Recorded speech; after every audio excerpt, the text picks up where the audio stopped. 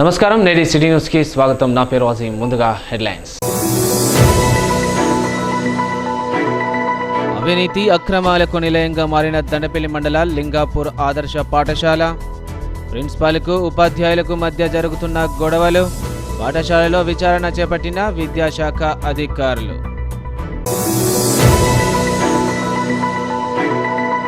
Social మీడియాలో చక్కర్లు కొడుతున్న చెన్నూరు మున్సిపల్ చైర్పర్సన్ పై అవిశ్వాసం పోస్టులు. సామాజిక మాధ్యమాల్లో ప్రచారం చేస్తున్న కౌన్సిలర్లు. పట్టణంలో చర్చనీయాంశంగా మారిన అవిశ్వాసం పోస్టులు.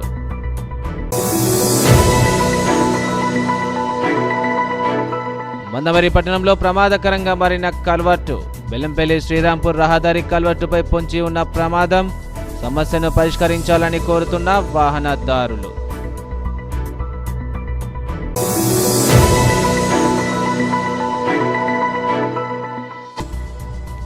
మంచిర్యాల పట్టణంలో మాలా మహానాడు నిరసన ఆందోళన. అద్దంకి దయాకర్కు ఎమ్మెల్సీ టికెట్ కేటాయింపులో అన్యాయం చేయడం సరికాదన్న నేతలు.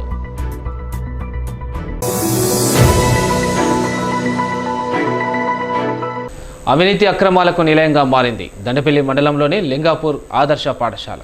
ప్రిన్సిపల్ అనిలకు ఉపాధ్యాయులకు మధ్య జరుగుతున్న గొడవల నేపథ్యంలో వచ్చిన ఫిర్యాదుల మేరకు విద్యాశాఖ అధికారులు పాఠశాలలో విచారణ చేపట్టారు.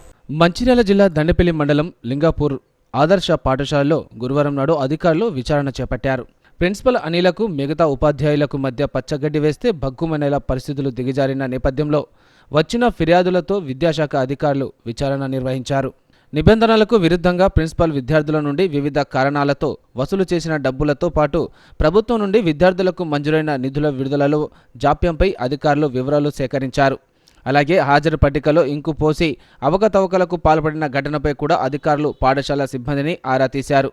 మొత్తం తతంగంపై విచారణ చేపట్టి నివేదికను ఉన్నతాధికారులకు అందజేస్తామని విచారణ అధికారులు తెలిపారు. ఆ తర్వాత అటెండెన్స్ రిజిస్టర్స్ అన్ని కూడా నేను వెరిఫై చేస్తున్నాం. మా సంబంధిత సిఆర్ఆర్పీస్ స్టాఫ్ను కూడా నేను తీసుకొని వచ్చాను.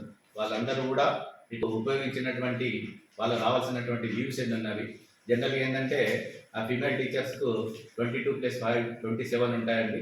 తర్వాత వీళ్ళకు 22 ఉంటాయి జెంట్ టీచర్స్కు. ఎన్ని అవైల్ చేశారు, ఓడీస్ యాజ్ పర్ నామ్స్గా ఉన్నాయా లేదనేటువంటి విషయాన్ని కూడా నేను టీచర్స్ వైజ్ ప్రిన్సిపాల్కి సంబంధించినటువంటి డాటా కూడా నేను పూర్తిగా కలెక్ట్ చేస్తున్నానండి. సార్ ఒకటే విషయం ఏమంటే ఖచ్చితంగా విద్యార్థులకు ఏమి నష్టం కాకుండా విద్యార్థులకు ఖచ్చితంగా మంచి నాణ్యమైనటువంటి విద్యను అందించాలని. ఇంకొకటి సార్, స్కాలర్షిప్స్ కూడా మాకు అప్లై చేయలేకపోయినా మేము స్కాలర్షిప్స్ కూడా విద్యార్థులు నా దృష్టికి తీసుకొచ్చారు. స్కాలర్షిప్స్ కూడా కరెక్ట్గా కోఆర్డినేట్ చేయలేదంటే నేను వెంబడే సంబంధిత ఇన్ఛార్జ్ మాస్టర్ గారిని కూడా నేను రిక్వెస్ట్ చేయడం జరిగింది. ఎందుకంటే పిల్లలకు అన్యాయం జరగదు, వాటిని రెక్టిఫై చేసేసి ఎక్కడైనా అవకాశం ఉంటే ఖచ్చితంగా వాటిని అన్నింటి కూడా విత్ ఇన్ ద షెడ్యూల్ టైంలో వాటిని ప్రొడ్యూస్ చేయాలని చెప్పేసి డిస్ట్రిక్ట్ అథారిటీస్కి సబ్మిట్ చేయాలని కూడా నేను కోరడం జరిగింది. సో ఈ విధంగా పూర్తి వివరంతో కూడినటువంటి ఎంక్వైరీ మేము విచారణ జరుపుతున్నాం.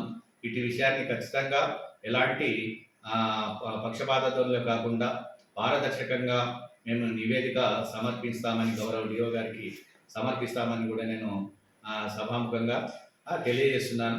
అంతేకాకుండా ఏదైనప్పటికీ కూడా విద్యార్థులు ఇక్కడ నెక్స్ట్ వచ్చేటువంటి సంవత్సరం విద్యా సంవత్సరంలో ఈసారి ఉన్నటువంటి స్ట్రెంత్ అనేటువంటిది ఎన్హాన్స్ కావాలని కూడా నేను ఇటు సంబంధిత ప్రిన్సిపాల్ గారిని మరియు సంబంధిత స్టాఫ్ మెంబర్స్ కూడా కోరుతూ రెట్టింపు విద్యార్థులను నమోదు చేసుకోవాలని కూడా నేను ఇంకొకటి సార్ సభాముఖంగా తెలియజేస్తాను. ఇప్పుడు రిజిస్టర్లో ఎవరు ఇంకో వేశారనేది అన్న మీకు నిర్ధారణ అయిందా?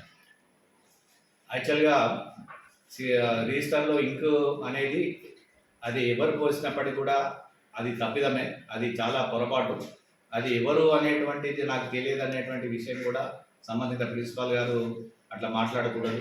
సో నేను యాజ్ ఏ ఎంఈఓగా నేను మిమ్మల్ని రిక్వెస్ట్ చేసి ఇన్స్ట్రక్ట్ చేసేది ఏంటంటే ఖచ్చితంగా నాకు ఎవరు అనేటువంటిది అది పరిగణలోకి ఖచ్చితంగా నాకు నోటీసులకు తీసుకురావాలని కూడా నేను ప్రిన్సిపాల్ గారిని నేను సభాముఖంగా రిక్వెస్ట్ చేస్తున్నాను. ఎందుకంటే అది అక్కడితో ఆగిపోదండి. రేపు ఇంకేదైనా ఇంపార్టెంట్ డాక్యుమెంట్స్ పైన కూడా అది ఎవరు చేసింది అనేటువంటిది మనకు కావాలి. లేకపోతే ఇది ప్రొలాంగ్ అయితే వ్యవస్థలో చాలా లోపభూయిష్టంగా ఉంటుంది కనుక ఆ దిశగా నాకు పూర్తి వివరణ ఏది ఎక్కడ జరిగింది, అది జరగకూడదు అనేటువంటి దాన్ని కూడా మేడం గారి ద్వారా నేను సంజాయిషి కూడా తీసుకుంటాను. అది నివేదికలో కూడా నా నోటీసులకు వస్తే ఖచ్చితంగా దాన్ని గౌరవ డిఓ గారికి సబ్మిట్ చేస్తానని చెప్పేసి కూడా తెలియజేస్తూ ఈ ఎంక్వైరీలో అందరూ కూడా సహకరించారు. సో దీన్ని ఖచ్చితంగా పారదర్శకతగా మేము నివేదిక సమర్పిస్తాము. వీళ్ళందరూ కూడా ఇండివిజువల్ స్టేట్మెంట్స్ తీసుకుంటున్నామండి. నేను సంబంధిత ఉపాధ్యాయ బృందం నుండి ఇండివిజువల్గా మేము క్వశ్చనేర్ ఇచ్చాము. ఆ క్వశ్చనేర్లో ప్రకారంగా they have to answer very perfectly Factly, సత్యంగా వాళ్ళు రాయవలసి ఉంటుంది. వాటిని అన్నింటినీ కూడా ఆ ఒపీనియన్స్ తీసుకున్న తర్వాత it is totally confidential matter.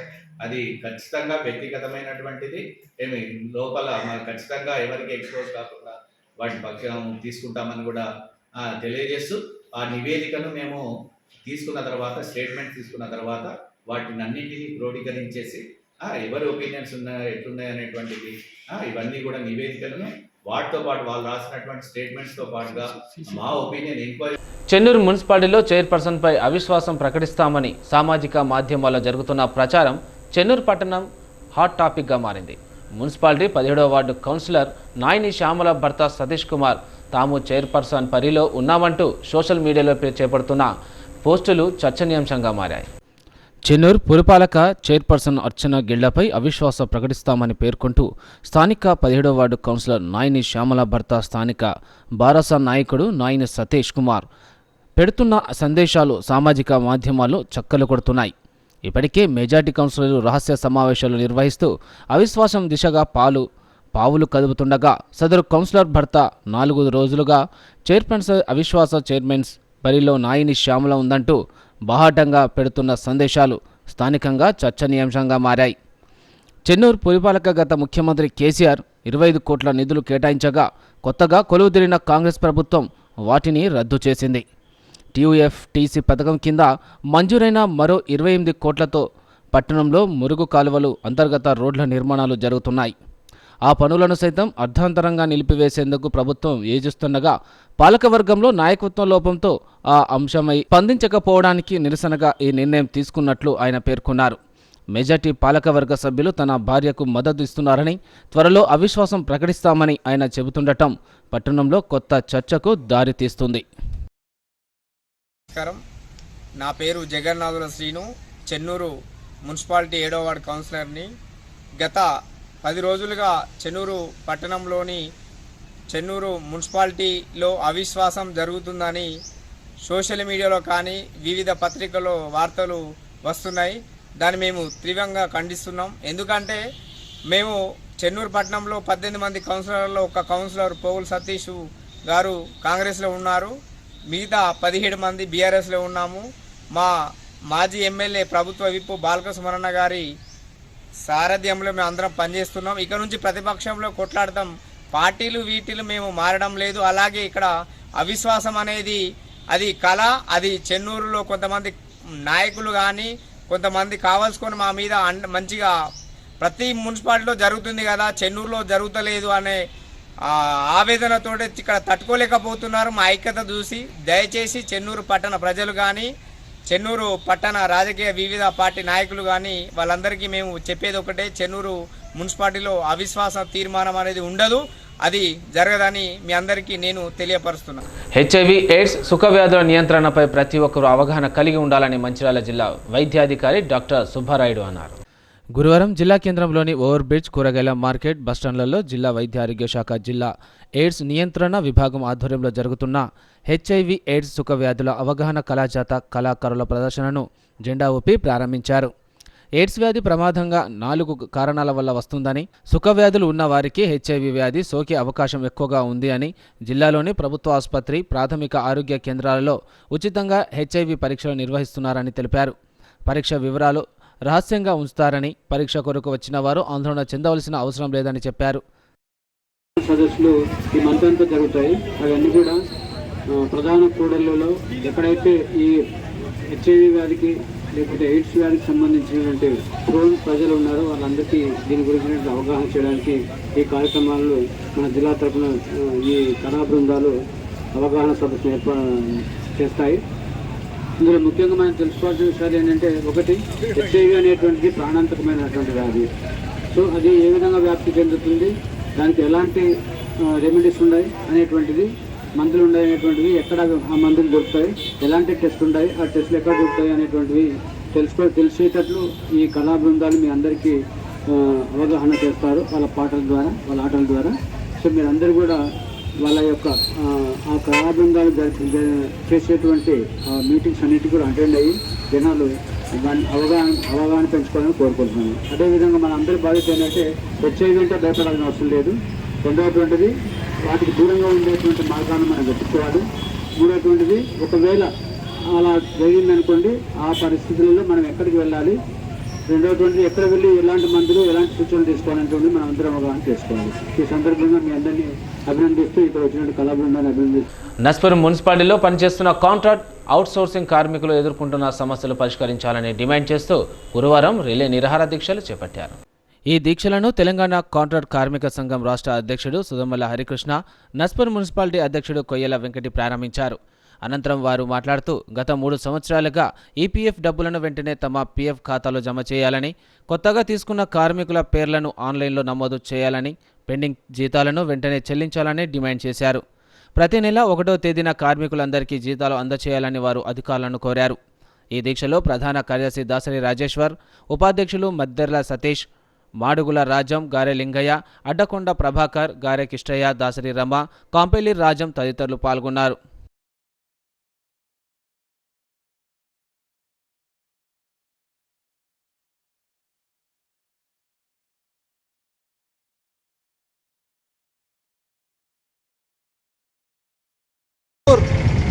మన మున్సిపల్లో పనిచేస్తున్నటువంటి 130 మంది మరి కాంట్రాక్ట్ కార్మికులు, అదేవిధంగా మరి నూతనంగా తీసుకున్నటువంటి 80 మంది మరి కార్మికులకు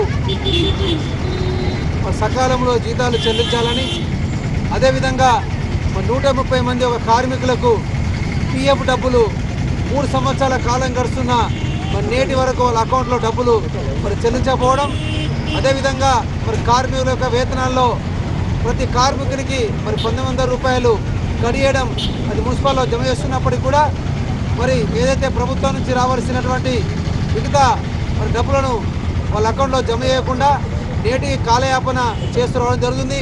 ఇప్పటి వరకు కార్మికుల యొక్క రావాల్సినటువంటి మొత్తం 1,40,40,00,000 రూపాయల వరకు మరి రావాల్సి ఉంది. మరి అనేక మార్లు మేము మున్సిపల్ చైర్మన్ గారు కానివ్వండి, కమిషనర్ కానివ్వండి, అదేవిధంగా మరి స్థానిక సంస్థల మరి కలెక్టర్ గారు కూడా ఇవ్వడం జరిగింది. అయినా దీన్ని ఎవరు కూడా స్పందించకపోవడంతో మరి తప్పని పరిస్థితులలో మరి మేము ఈరోజు రిలే దీక్ష చేయడం జరుగుతూ ఉన్నది. ఇప్పటికైనా అధికారులు స్పందించి తక్షణమే మరి కార్మికుల యొక్క అకౌంట్లో మరి పిఎఫ్ డబ్బులు జమ చేయాలని కోరడం జరుగుతూ ఉంది.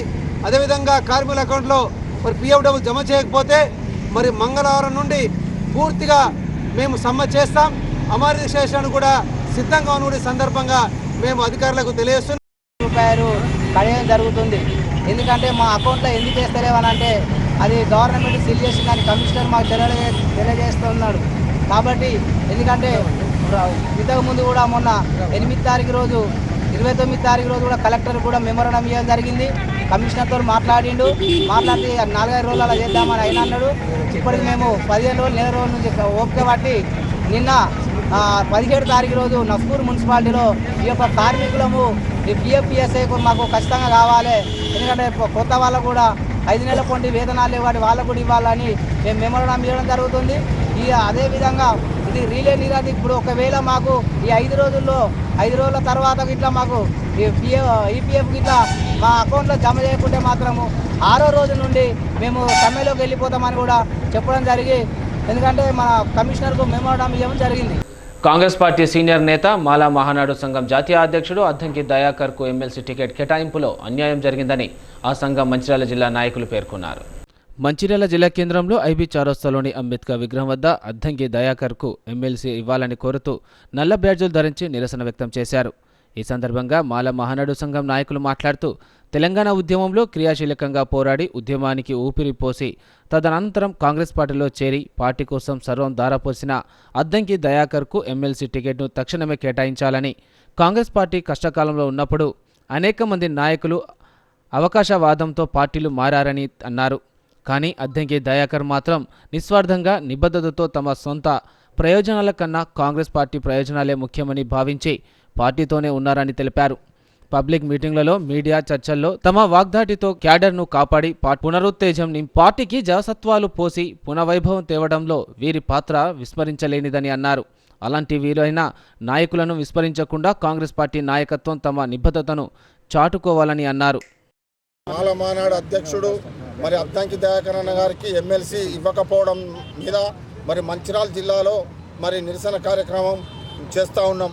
మరి ఈరోజు మరి దయాకర్ అన్న గారు కాంగ్రెస్ పార్టీకి ఎంతో వినయంగా పనిచేసి మరి ఎమ్మెల్యేగా గతంలో ఇచ్చినప్పుడు 1500 ఓట్లతోటి ఓడిపోయినా మళ్ళీ మొన్న ఎలక్షన్లో కూడా మరి ఆయనకు ఎమ్మెల్యే సీట్ ఇస్తానని మరి నామినేషన్ దాకా ఆపి మరి వేరే వారికి ఇవ్వడం జరిగింది.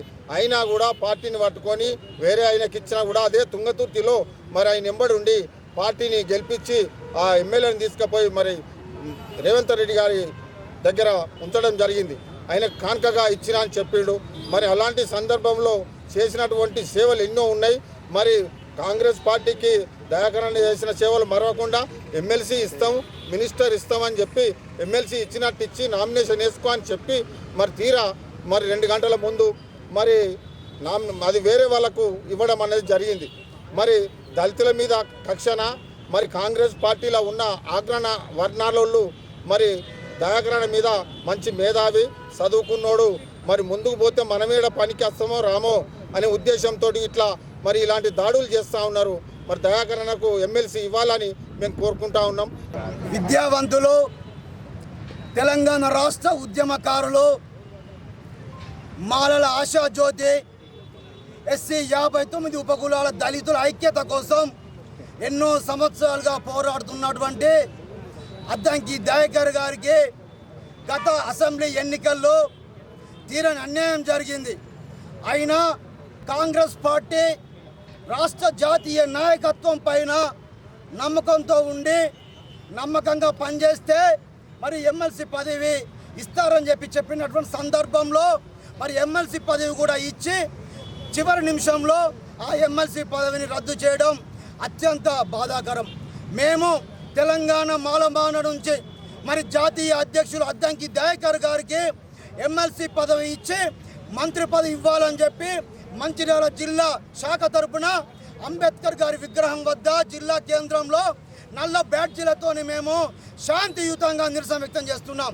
మేము రాష్ట్ర ముఖ్యమంత్రి గారికి వ్యక్తం చేస్తున్నాం.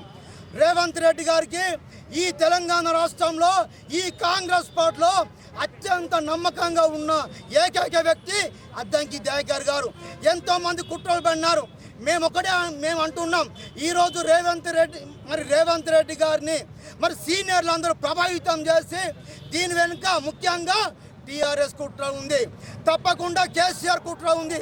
అద్దంకి దయాకర్ గారికి మరి ఎమ్మెల్సీ ఇచ్చి మంత్రి పదవి ఇస్తే ఎక్కడ దుర్మార్గుల చరిత్రలు మరి తవ్వుతారు అని చెప్పి భయపడుతున్నారు. మేము మా రాష్ట్ర వ్యాప్తంగా ఈరోజు మా అద్దంకి దయాకర్ గారు ఎటువంటి ఆందోళన చేయొద్దని చెప్పి అంటున్నారు. కానీ వాస్తవంగా మీకున్నటువంటి సమన్వయం మరి ఆ సౌమ్యం అందరికి ఉండదన్నా మరి వాస్తవంగా స్వాతంత్రం వచ్చినప్పటి నుండి ఇప్పటి వరకు మరి దళితులకు అన్యాయం జరుగుతుంది. మందమరి పట్టణంలో కల్వర్టులు ప్రమాదకరంగా మారాయి. సింగరేణి కమ్యూనిటీ హాల్ సమీపంలోని బెల్లంపల్లి శ్రీరాంపూర్ కోల్బెల్ట్ రహదారిపై ఉన్న కల్వర్టు ఇరుకుగా ఉండటం, దీనికి తోడు రక్షణ గోడలు లేకపోవడంతో ఎప్పుడు ఏ ప్రమాదం జరుగుతుందోనని వాహనదారులు భయాందోళనకు గురవుతున్నారు. శ్రీరాంపూర్ కోల్బెల్ట్ రహదారిపై ఉన్న కల్వర్టు ఇరుకుగా ఉండటం, దీనికి తోడు రక్షణ గోడలు లేకపోవడంతో ప్రమాదాలకు నిలయంగా మారింది. ఈ రహదారి వెంబడి ప్రతినిత్యం సింగరేణి కార్మికులతో పాటు పట్టణానికి చెందిన వాహనదారులు ప్రయాణిస్తుంటారు. కల్వర్టు ఇరుకుగా ఉండటం, రక్షణ గోడలు లేకపోవడంతో ప్రతినిత్యం ప్రమాదాలు చోటు చేసుకుంటున్నాయి. పట్టణంలో పాత బస్టాండ్ నుండి పాల చెట్టు వరకు సెంట్రల్ లైటింగ్ నిర్మాణం చేపట్టడంతో కమ్యూనిటీ హాల్ ఎదురుగా ఉన్న కల్వర్టు మరింత ఇరుకుగా మారి వాహనదారులు, ముఖ్యంగా ద్విచక్ర వాహనదారులు ఇబ్బందులకు గురవుతున్నారు.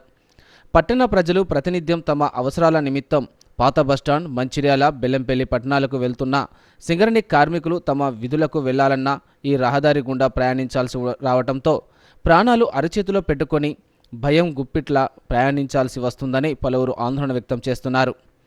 డివైడర్ ఏర్పాటుతో రహదారి కల్వర్టు వద్ద ఇరుగ్గా మారటం, అదే సమయంలో భారీ వాహనాలు ఈ రహదారి గుండా నడుస్తుండటం, దీనికి తోడు కల్వర్టు వద్ద రహదారి ఇరుకుగా మారటంతో తరచూ ప్రమాదాలు చోటు చేసుకుంటున్నాయని పలువురు ఆందోళన వ్యక్తం చేస్తున్నారు.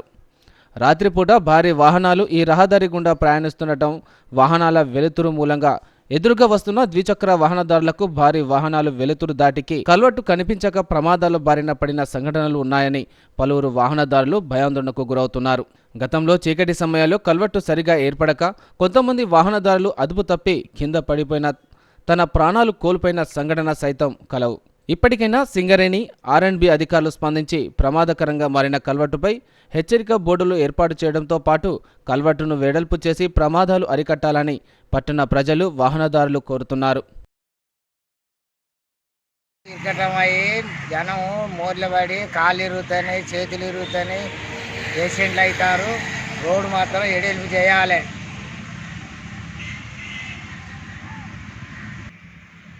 గేడి కట్టబట్టి అది ఇరకటం చేయబట్టి మా మోర్లో చాలా మంది పడి కాళ్ళు చేతులు ఇరుగుతున్నాయి. దీన్ని మాత్రం ఎడెల్పు చేయాలి తొందరగా అని. ఏఆర్ఎస్ వాళ్ళు ఏం చేపలేదు, వాళ్ళది అయిపోయింది. కాంగ్రెస్ వాళ్ళు మాత్రం పట్టించుకొని ఇది మంచిగా ఎడెల్పు చేయాలి. మోర్ల పడి నష్టపోతారు, కాళ్ళు ఇరుగుతున్నాయి, చేతులు ఇరుగుతున్నాయి, బండ్లు కూడా ఖరాబ్ అయితేనే అల్లబడ్డ బండ్లు. నేను కమిటీలు ఉంటాను కాబట్టి ఇక్కడ ఎవరు పడ్డా పోయి లేపుతాను. చాలా మంది జామ అవుతారు. దీన్ని అందరు కలిసి రోడ్డు ఎడెల్పు చేయాలని అని అంటారు. కాంగ్రెస్ వచ్చారు కానీ ఎడెల్పు చేయాలని. అయోధ్య రామ మందిరం ప్రారంభోత్సవ మహాఘట్టాన్ని చూడటానికి మంచిర్యాల జిల్లాలోని భక్తులు ఎంతో ఆసక్తిగా ఎదురు చూస్తున్నారని వేద పండితులు పేర్కొన్నారు. ఈ నెల 22న అయోధ్య రాముడి మందిరం ప్రారంభోత్సవం సందర్భంగా మంచిర్యాల జిల్లాలో భక్తులు ఎంతో ఎదురు చూస్తున్నారని, ఆ మహాఘట్టాన్ని చూసి తరించాలని వేద పండితులు అన్నారు. అయోధ్య రామ మందిరం ప్రారంభోత్సవం సందర్భంగా మంచిర్యాల జిల్లాలో ప్రతి ఇంట శ్రీరామ నామస్మరణ మ్రోగుతుందని అన్నారు. ఈ మహోత్తర కార్యక్రమాన్ని పురస్కరించుకొని మంచిర్యాల జిల్లా కేంద్రంలోని విశ్వనాథ్ ఆలయంలో అయోధ్య రామ మందిర ప్రారంభోత్సవ గోడపత్రాలను, కరపత్రాలను శ్రీరామ ట్రస్ట్ సభ్యులు సమక్షంలో వేద పండితులు ఆవిష్కరించారు. ఈ సందర్భంగా వేద పండితులు మాట్లాడుతూ 22న మంచిర్యాల జిల్లాలో భవ్య శోభయాత్ర నిర్వహిస్తున్నామని తెలిపారు. ఐబీ చౌరస్తా నుండి మార్కెట్ మీదుగా బాయ్స్ హైస్కూల్ గ్రౌండ్ వరకు ఈ భవ్య శోభయాత్ర నిర్వహించి మహాప్రసాదాన్ని భక్తులకు పంపిణీ చేస్తామని తెలిపారు. యోగం మనకు ఇప్పుడు రాబోతున్నది. మన జన్మ సుకృతమో ఏమో. రామ జన్మభూమి పునఃప్రతిష్ఠ కార్యక్రమ మహోత్సవము ఈ నెల 22వ తారీఖున మహావైభవంగా, అత్యంత వైభవంగా మన భారతదేశ జన్మత పొందేటువంటి అవకాశాన్ని మనకు దొరికింది.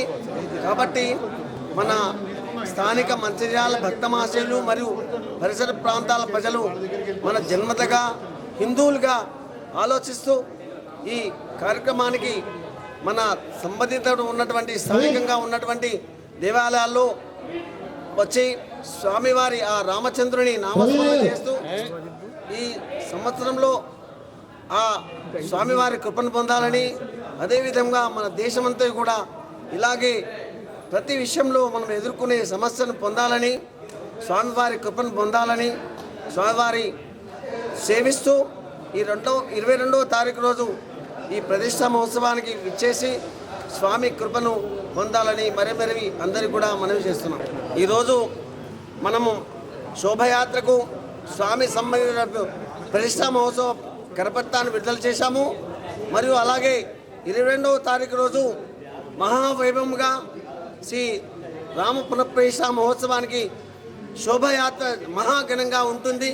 కాబట్టి అందరూ కూడా భక్త మహాశయులు కూడా మీ పరిసర ప్రాంతాల వారిని అందరూ కూడా ఆబాల గోపాలను తీసుకొని వచ్చి ఆ రామకృపకు ప్రార్థులు కావాలి. దేశం ప్రధాని మోడీ చాటున అదాని చేతిలో ఉందని కాంగ్రెస్ అగ్రనేత రాహుల్ గాంధీ ఆరోపణలు గుప్పిస్తుంటే, మరోవైపు తెలంగాణ ముఖ్యమంత్రి రేవంత్ రెడ్డి మాత్రం అదానితో అలా బలాయ్ చేసుకుంటున్నాడని మాజీ మంత్రి సిద్దిపేట ఎమ్మెల్యే తన్నీర్ హరీష్ రావు విమర్శించారు.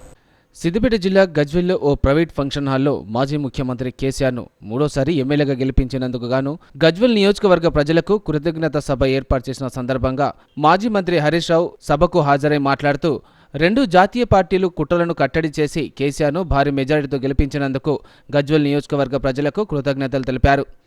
పార్టీ పక్షాన కేసీఆర్ గారి పక్షాన గజ్వేల్ ప్రజలందరికీ నేను హృదయపూర్వకంగా కృతజ్ఞతలు నమస్కారం తెలియజేస్తా ఉన్నాను.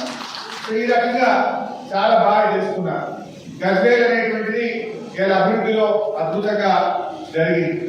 మొన్న కూడా అసెంబ్లీ జరిగితే మొన్న జరిగిన అసెంబ్లీ సమావేశాల్లో కూడా గెలిచినటువంటి కాంగ్రెస్ పార్టీ మన గజ్వేల్ మీద ఎక్కసాన్ని వెళ్ళగట్టే ప్రయత్నం చేసింది. అంటే మన మీద ఒక రకమైనటువంటిది వాళ్ళు ఎప్పుడు ప్రచారంలో కూడా పెట్టారు. అసెంబ్లీలో కూడా మొన్న నేను శాసనసభలో కూడా గజ్వేల్ మీద ఒక రకమైనటువంటి ఎక్కసాన్ని వాళ్ళు వెలుగుచ్చే ప్రయత్నం అధికార పార్టీ వాళ్ళు చేశారు. బట్ ఏది ఏమైనా ఇవాళ గజ్వేల్ ప్రజల్లో ఒక నమ్మకం అయితే ఉంది. మా కేసీఆర్ వచ్చినాక మా జీవన ప్రమాణాలు పెరిగినాయి. గజ్వేల్లో తాగునీటి సమస్య తీరింది, సాగునీటి సమస్య తీర్చింది. గజ్వేల్ అభివృద్ధిలో ముందుకు పోయింది మా కేసీఆర్ వల్ల అని చెప్పి ఇవాళ ప్రజలందరూ కూడా అనుకుంటా ఉన్నారు. నిజంగా బీఆర్ఎస్ పార్టీ వచ్చిన తర్వాత గజ్వేల్లో కేసులు తగ్గినాయి. ఇవాళ హత్య రాజకీయాలు కానీ, క్రిమినల్ కేసులు కానీ, దర్బిగల్ కట్టుడు కానీ, పంచాయతీలు చెప్పుడు కానీ, పోలీస్ స్టేషన్ల చుట్టూ, కోర్టుల చుట్టూ తిరిగేది తగ్గించింది మన బీఆర్ఎస్ పార్టీ. గత చరిత్ర ఎట్లా ఉండేదంటే గజ్వేల్లో అన్ని కేసులే, కుట్రలు కేసులు. ఈ గవర్నమెంట్ వస్తే వారి లోపలేసుడు, వారి గవర్నమెంట్ వస్తే వీరి లోపలేసుడు. ఇది గజ్వేల్లో ఉన్న గత చరిత్ర. కానీ ఆ చరిత్రను తిరగరాసింది మన బీఆర్ఎస్ పార్టీయా కాదా మీరే ఒకసారి చెప్పండి. ముఖ్యమంత్రి గారే మన ఎమ్మెల్యే ఉన్నా ఏ ఒక్కరోజు ఒక కాంగ్రెస్ పార్టీని లోపలేసామా, అక్రమ కేసులు పెట్టామా, అట్లాంటి కుట్రలు చేసిన చరిత్ర మన పార్టీకి ఉందా? మన కేసీఆర్ ఎంతసేపు ప్రజలు గెలవాలి, ప్రజలు బాగుండాలి, గజ్వేల్ అభివృద్ధి చెందాలి, మన కుట్రలొద్దు, కుతంత్రాలొద్దు, కేసులొద్దు అని ఆయన ఎంతసేపు మంచి నీళ్ళు ఎట్టియాలి, సాగు నీళ్ళు ఎట్టియాలి, రోడ్డు ఎట్లా బాగా చేసుకోవాలి, గజ్వేల్ పల్లెలు ఎట్లా బాగుపడాలని ఆలోచించాడు. అది ఇలా మనం చేసిన పని.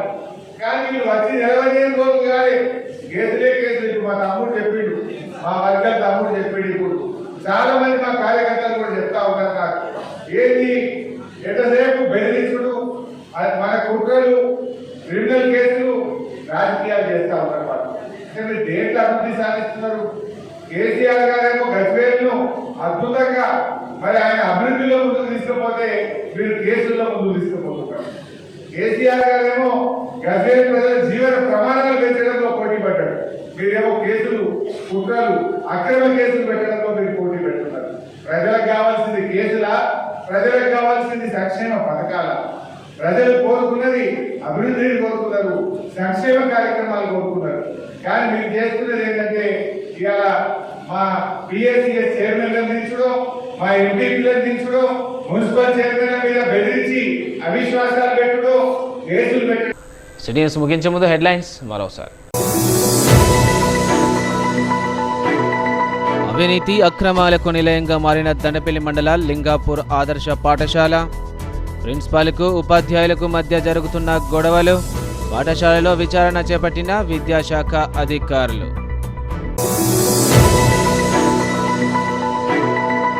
సోషల్ మీడియాలో చక్కర్లు కొడుతున్న చెన్నూరు మున్సిపల్ చైర్పర్సన్ పై అవిశ్వాసం పోస్టులు. సామాజిక మాధ్యమాల్లో ప్రచారం చేస్తున్న కౌన్సిలర్లు. పట్టణంలో చర్చనీయాంశంగా మారిన అవిశ్వాసం పోస్టులు.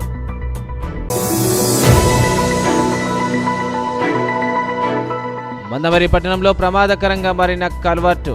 బెల్లంపల్లి శ్రీరాంపూర్ రహదారి కల్వర్టుపై పొంచి ఉన్న ప్రమాదం. సమస్యను పరిష్కరించాలని కోరుతున్న వాహనదారులు.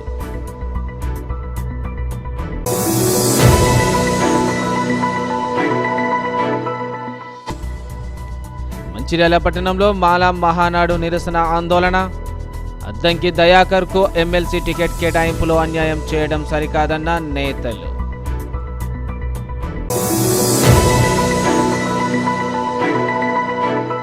నేటి సిటీ న్యూస్ ఇంతటితో సమాపం. తిరిగి ప్రసారమైన సిటీ న్యూస్తో మళ్ళీ కలుసుకుందాం. అంతవరకు సెలవు, నమస్కారం.